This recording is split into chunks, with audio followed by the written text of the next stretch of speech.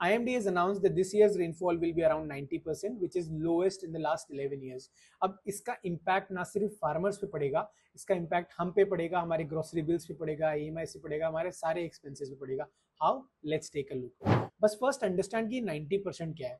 90% को आप ऐसे समझ सकते हैं कि जो IMD है वो एक LPA से मेजर करता है इस रेनफॉल को, which is called long term period average.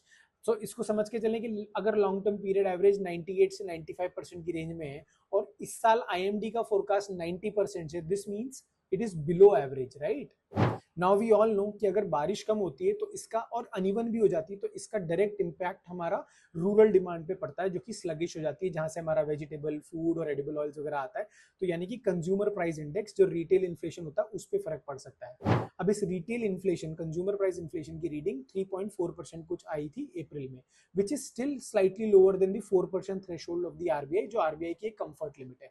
लेकिन अगर आप दूसरी तरफ देखें तो होलसेल प्राइस इन्फ्लेशन, जो एक लीडिंग इंडिकेटर होता है, wholesale price inflation producer level पे देखा जाता है, बिजनेसमैन के लेवल पे देखा जाता है, उसको प्रोक्योरिंग कॉस्ट, उसकी रीडिंग आई 8.3%, which was higher than the expectation, और इसे लीड इंडिकेटर माना जाता है. अब देख के चलिए, जो होलसेल प्राइस इन्फ्लेशन की बढ़ी हुई रीडिंग है, उसका मेजर रीजन रहा क्रूड ऑयल, नेचुरल गैस और कहीं ना कहीं मैन्युफैक्चरिंग कॉस्ट.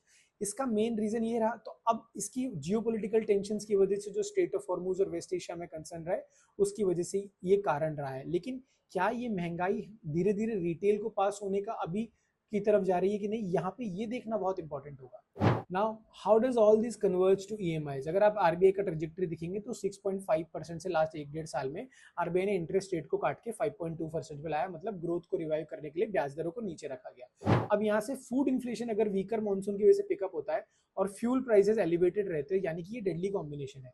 तो यानी कि RBI can take a step to stop the rate cut cycle, and यहाँ से सिनेरियो चेंज भी हो सकता है. तो इसीलिए इस बार की जो RBI गवर्नर की मीटिंग होने वाली है, उसकी कमेंट्री बहुत इंपॉर्टेंट है, more than the outcome. So उस कमेंट्री को ध्यान से सुनिएगा. And for more such content and updates, do like this video and subscribe to the channel.